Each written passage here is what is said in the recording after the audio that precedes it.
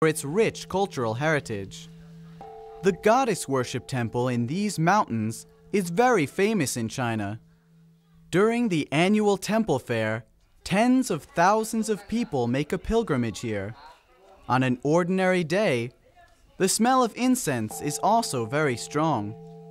Miaofengshan belongs to the Xishan in Beijing.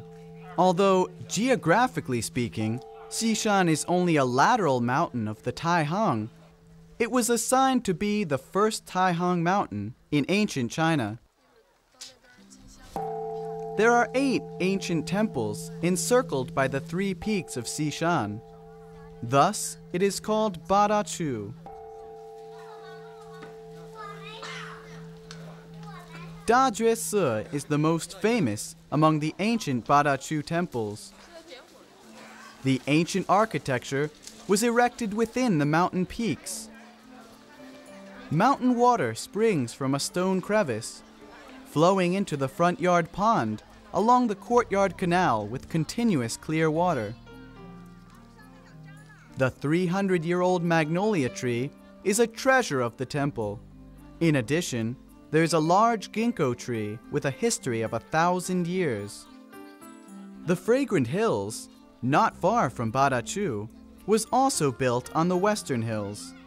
It was once the royal gardens, with a history of 800 years. In autumn, the red leaves around the Fragrant Hills are colored red. But when winter comes, the falling snow is particularly enchanting, reflected by the sunlight. This is the most beautiful scenery.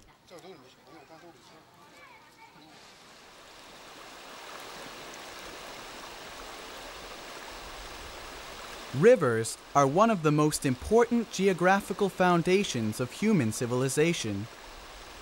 There are 5 major river systems along the natural waterway of Beijing from the west to east. Among these rivers, the Yongding River is the most important.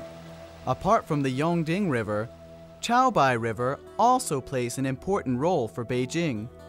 Chaobai River was joined by the 2 rivers from the north. This river has remained relatively clear, with large flow volumes and good quality thus far. In 2007, the largest forest peak in Beijing will be built here. In 2008, the Beijing Chaobai River will become the place for Olympic racing events, including the runner boat and the rowboat. Over several thousand years, the Yongding River was the mother river of Beijing, and it had provided an abundant source of water for the city. However, the Yongding River was redirected greatly during the 3rd century.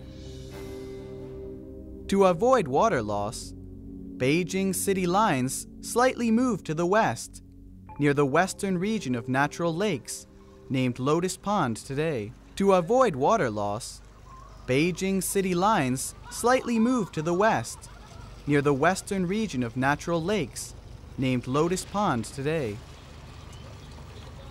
In the 13th century of the Yuan dynasty, the West Lake lost ability to support the people in Beijing. Thus, the center of Beijing has moved towards the Sorghum River system in the northeastern part. The ancient Sorghum River system still flows into most famous lakes, including the Shensha Lake, which is a recreational area. The West Lake, Posterior Lake, and Anterior Lake were located in the western part of Beijing and called the 3 posterior lakes. The 3 posterior lakes and the 3 anterior lakes, including the north, middle, and south, join each other and constitute the 6 water systems of Beijing.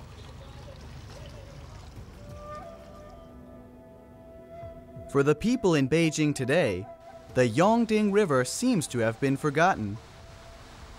The Yongding River was famous for having a bad temper, with endless years of repeated flooding throughout history.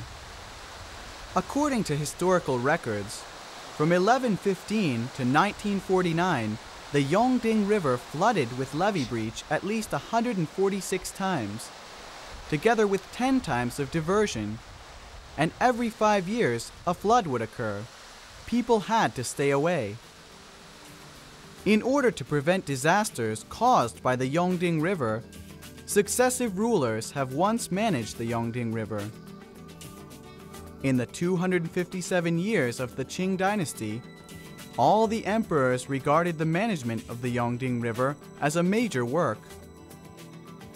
On May 13, 1954, China's first large-scale valley reservoir, the Guanting Reservoir, cut the Yongding River across the middle, and the Yongding River has been completely controlled ever since.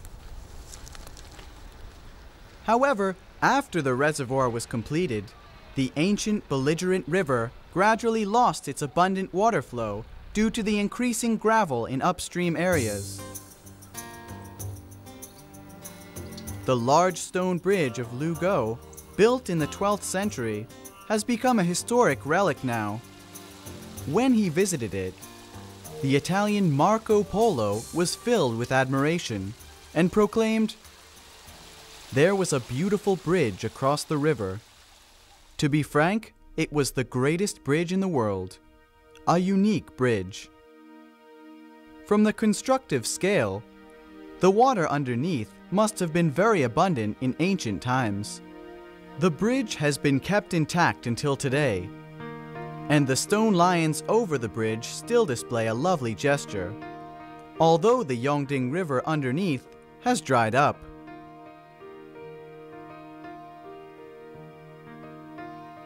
For a growing city, water has always been a tough problem. As early as the Ming and Qing dynasties, the water sources around Beijing began to deteriorate. The imperial palace had to rely on mountain springs as a water source. The water from the Yongding River filtered through the limestone before emerging at Xishan Springs. Since the Qing dynasty, the springs here have been used as a water source for the palace. Although people in Beijing today drink purified tap water, many people still maintain their love of the springs. On sunny days, many city residents often go to the depths of the Western Hills to take water from the springs.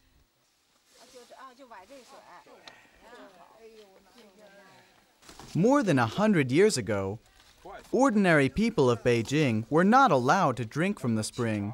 Their drinking water had to be drawn from the ground. It was said that every street and lane had a well. Water quality of many wells was poor, and the water was acrid and bitter. It is said that only this well was of good quality, and many people came here for water. The area gradually turned into a marketplace, and the famous Wangfujing Street of Beijing is now a prosperous shopping district. Similar to other big cities, with the passage of time and increased human activity, Beijing has gradually lost sight of dense river nets. Beijing's water source has become a problem day by day. As a result, people developed the Yongding River Diversion Canal and Jingmi Canal in the 1950s and 60s. Out of all the reservoirs, the most important is Miyun, which is practically Beijing's life source. It is about 100 kilometers away from the center of Beijing, and its area has reached 1.88 million square kilometers, surrounded by a quiet and comfortable environment. If the Miyun Reservoir in Beijing is regarded as its heart of water, then its main artery is the Jingmi Canal that wanders toward the town. Today, people can tour the river by boat, just as nobles of the past. At this moment, it makes people feel that rich water flows within the city of Beijing.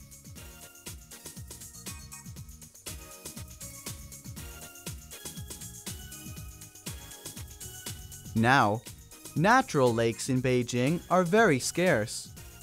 But in all parts of the city, you will see the waves of artificial lakes. The Longtan Lake Park in the southeastern part of Beijing was constituted by 3 connective lakes, and it was excavated in 1952. The twisted lakeshore and the small island formed a delightful contrast. The Taoranting Park lies to the southwest of Beijing, with an area accounting for 1/3 of the lakes, as well as an artificial excavation. Scholars like to gather here to compose poetry. Later generations repaired it many times to expand the lake's surface and built 7 artificial mounds around the excavated mud. Zizhiyuan Park and Lake Park, having also been managed, have now become open parks for the citizens' enjoyment and rest.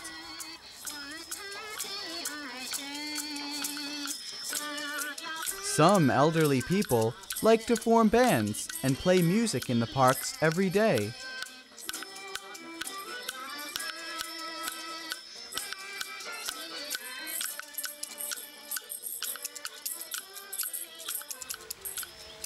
The Changpu River, located in the east of Tiananmen, flowed downstream from the Forbidden City and was turned into an underground river from the 1960s to 1970s. In 2003, it has been re-excavated and turned into a stylish and beautiful park around Tiananmen.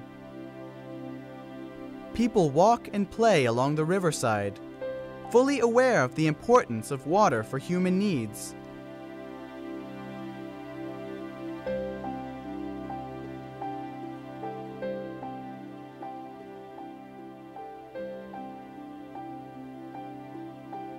Although this ancient scene is difficult to completely recover, people today carefully protect their homes, as well as that critical source of life.